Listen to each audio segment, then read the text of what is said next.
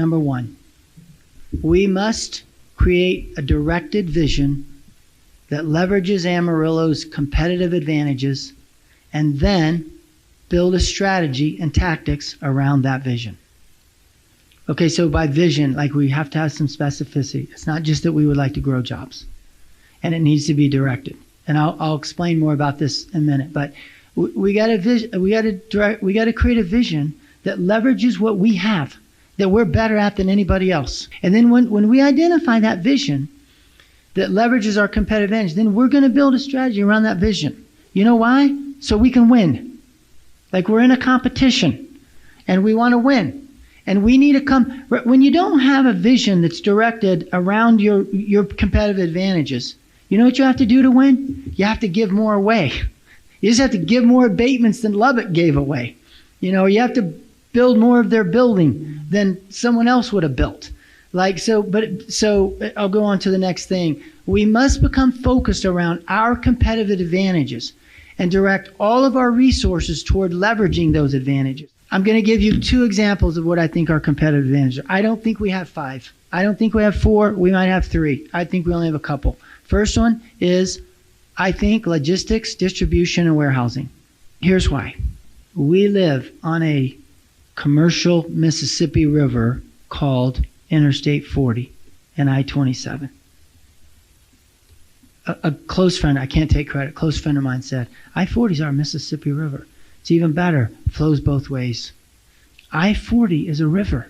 Now, that's not, none of you are saying, oh my heavens, I'm so glad he figured this out. We never knew that. Like everyone knew. But we don't leverage it.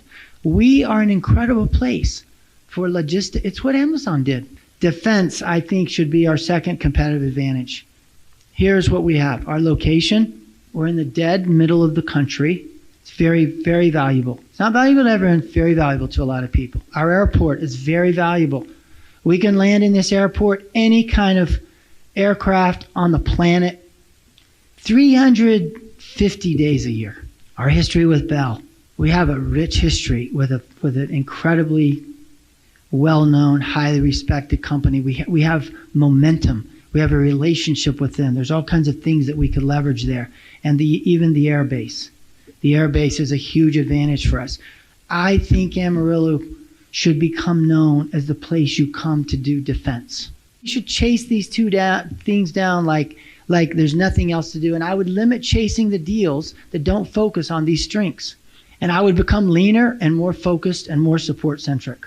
You see me going back to some of the conclusions. Look, folks, the AEDC is not saving the world in Amarillo.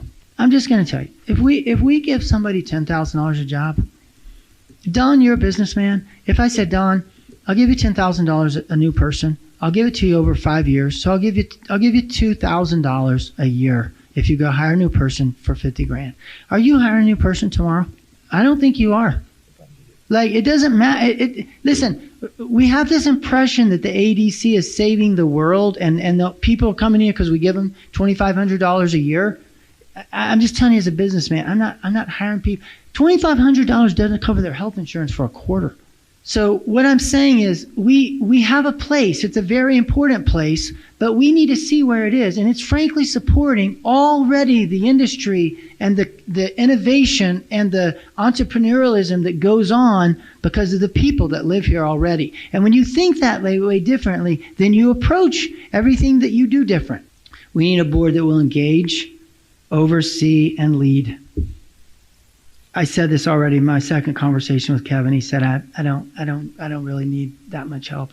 You're a volunteer. My board is a volunteer. I don't want to watch any, as a board chairman, I'm going to sign off on the chairman's, on the president's expenses. I don't ever want to look at another expense receipt ever in my life. I don't care. What I want is I want a leader that I don't have to. But if I have to, then I will. And that the board's got to come kind of with that attitude. There's all kinds of things that Kevin did that he felt like he was doing his job, and he was working very hard. Like, I would never have wanted Kevin. I spent his whole life on the road, and he was very active and he was very busy. And I don't think anyone knew really that much what's happening, and I don't think anything nefarious or bad was going on. And I know Kevin's first brush to me was, I got it, Alex. But Kevin needed someone to lead him, and I don't think he got that leadership. When Laura Street picked up the phone and called either Mr. Hall or Mr. Bentley, whichever one she called, and said, we need $750,000 at the range, that board member should have said, whoa, hold up. I got to talk to my board. And the fact that a board member took that call, got with another board member, decided to do that, left the other board members out of the discussion, didn't have a meeting, having only asked for $100,000 and sent $750,000 with no commitment about what was going to happen, not even a proposal, much less any list of deliverables. That board was not engaged enough. We got to have board people who will engage and be involved and take the time to figure it out and lead. And without that, you shouldn't expect the EDC to perform any better than it has the last 15 years. The last one is we have to unleash the AEDC from privileged access and the over-influence of a few. You guys, if you go back and look at the deals, there's a few group of people who have access to the EDC, and they have more influence than they should have. It starts with who got put on the board. It's a small group of people in Amarillo who decide who's on the EDC board for a lot of years. I have been in some of the conversations. There's a group of people who, when they want something done, they go to the EDC, and they have a higher percentage chance of getting something done than I do, or you do, or anybody sitting out here does. And we just need to stop that going forward. And that'll release the EDC, I think, to go and do more and be better.